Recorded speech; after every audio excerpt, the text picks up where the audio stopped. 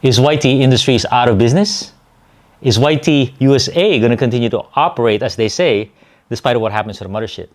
And what do you do if you own the bike right now, you need parts, you need warranty, should you sell it? And what do you do if they are holding on to your $6,000 or your $10,000 for the bike that you paid for a few months ago and never got delivery? So we are going to answer all these questions in this video. I'm also going to timeline what exactly has happened to YT and what's going to happen in the next month to bring closure to these issues. So a lot of insight here in this video in the continuing saga of YT Industries. The YT saga continues to evolve, but to give you a quick answer to the initial question, are they out of business? They are not yet out of business, but they are basically on the last step of that plank. I would say they're going to go out of business 99% sure, but there's a chance, they might pull out of it.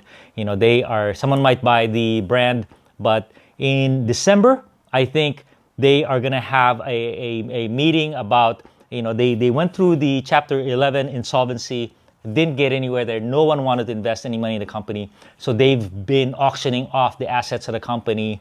And one of the things that will get auctioned off is the brand, maybe the patents. So that might happen in December. There might be a final gasp where it might kind of rise up into a new YT. But it's going to be a lot different, a lot smaller than what it used to be.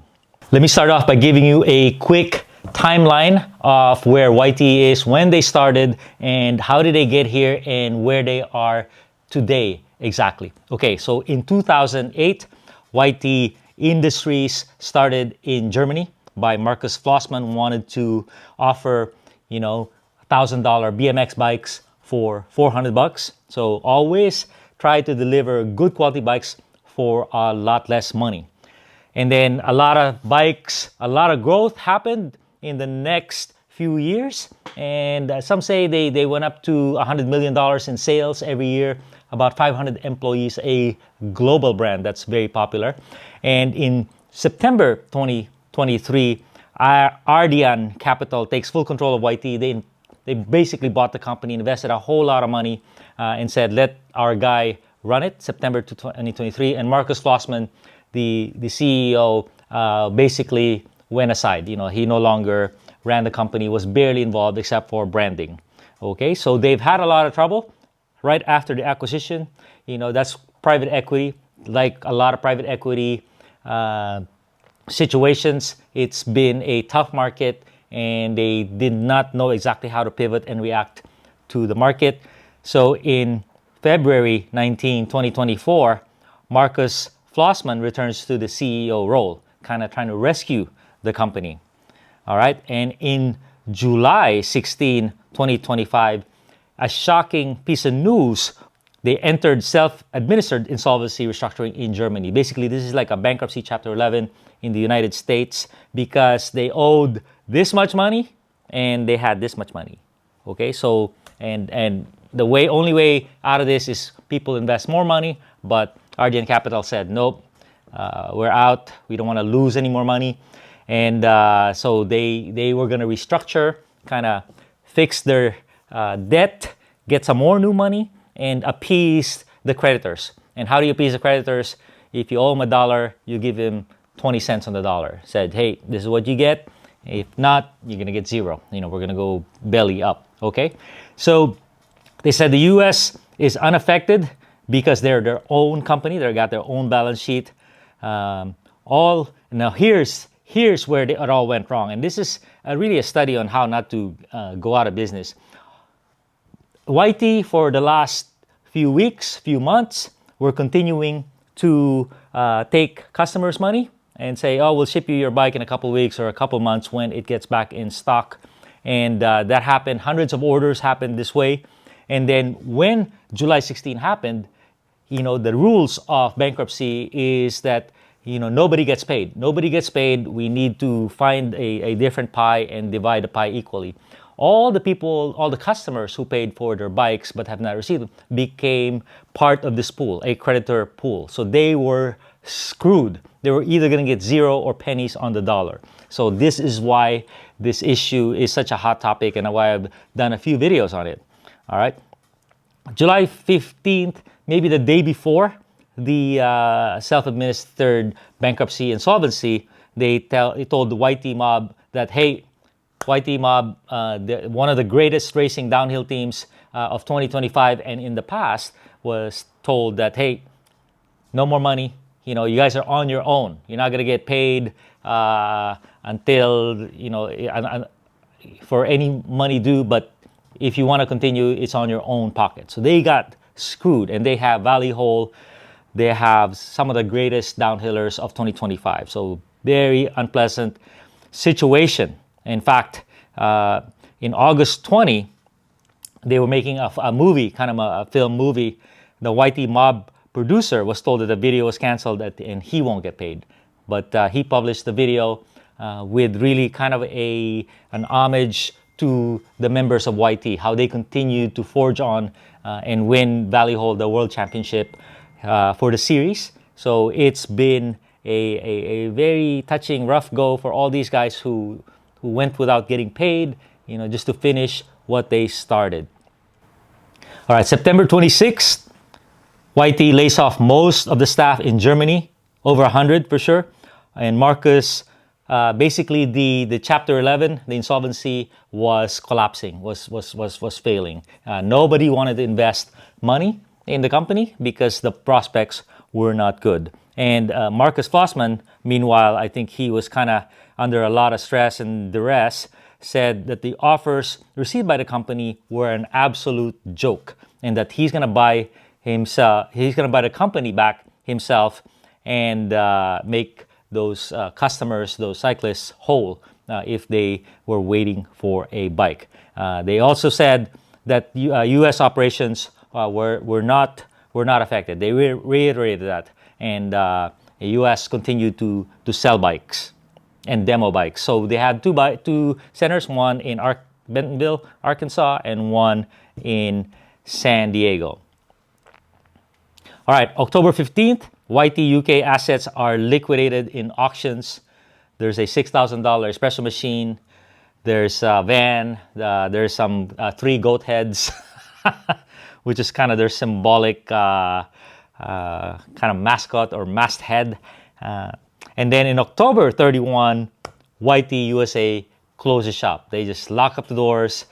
No more demos, no sales, no nothing. And YT Canada was maybe a day after that, just shut their doors as well.